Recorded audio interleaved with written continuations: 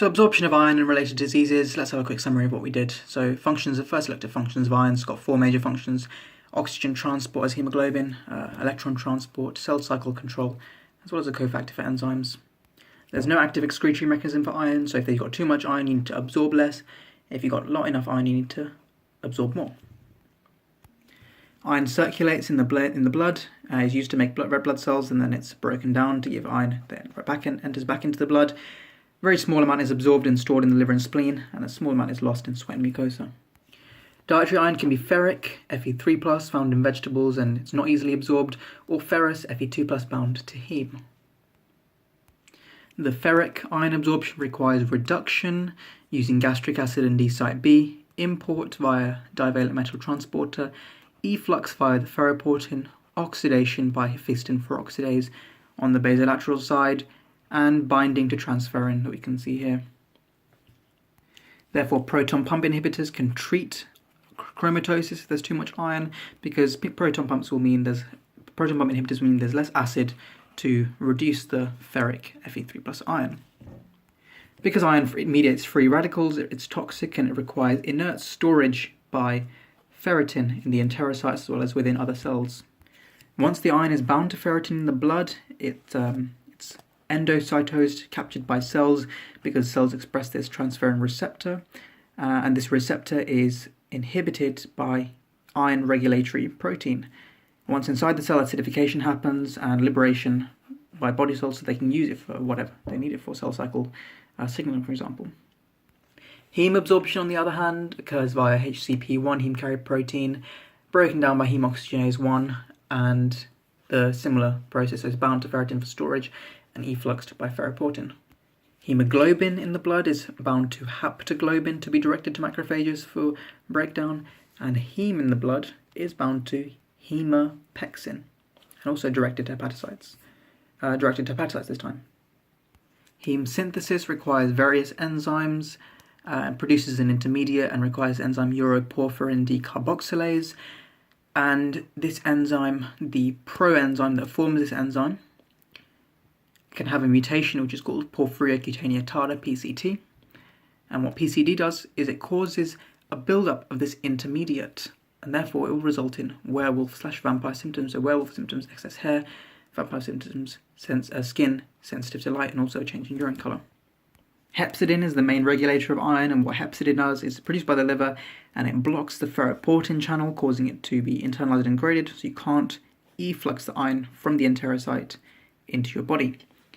And hepcidin is stimulated by inflammation and high iron levels, and it's inhibited by hypoxia and low iron levels. Inflammation causes more hepcidin to keep iron away from the bacteria by locking it up in macrophages so that the bacteria can't proliferate, because remember, iron is required for cell cycle regulation. But this causes anemia of chronic disease because there's less iron cycling in your body to make those red blood cells. Cells themselves also regulate iron levels and storage by stimulating iron regulatory proteins, IRPs, so that there's less transferrin receptors, so less endocytosis of the iron into the cells, and more ferritin to deal with the higher iron levels in the body, in the cells even. Obesity causes anemia of chronic disease due to this inflammation stimulating hepcidin, and you can treat this by using bariatric surgery. And if you have anemia, you can determine whether it's anemia of iron deficiency anemia or anemia of chronic disease by looking at, first of all, the transferrin saturation. It'll be low in both. If you look at ferritin levels, it'll be low in iron deficiency anemia because you have low iron in the cells, whereas it'd be high in anemia of chronic disease because you have high iron in the cells because it's locked up. And if you look at hepcidin, you'll have increased hepcidin because due to the inflammation in anemia of chronic disease, whereas you'll have low hepcidin because of the low iron levels in the cells. That'll cause less hepcidin production to promote iron absorption. That's anemia in iron deficiency anemia. Looking on the flip side, hemochromatosis is too much iron in the body, and it could be hereditary if you're from Celtic origin, so it'll cause this TFR2 mutation, so you can't switch the hepcidin on.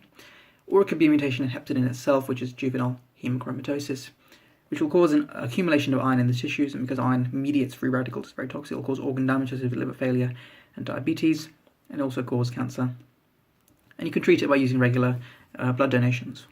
Iron deficiency anemia causes and prevalence varies in the world. So, for example, in the developed world, it's caused by menstruation and celiac disease, for example, whereas in the developing world, it's due to iron deficiency, lack of iron intake, and it's exacerbated by various diseases.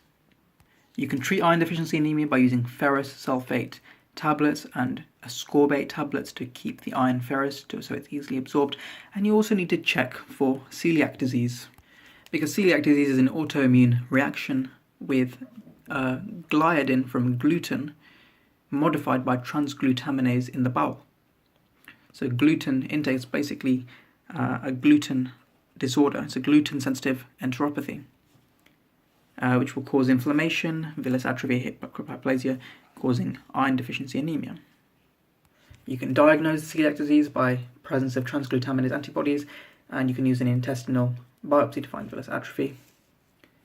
And villus atrophy can also cause iron deficiency anemia because of the blood loss, first of all, and secondly, the inflammation will cause raised hepcidin, which you can treat using an IV iron or oral iron. However, the iron can make inflammation worse, potentially causing cancer.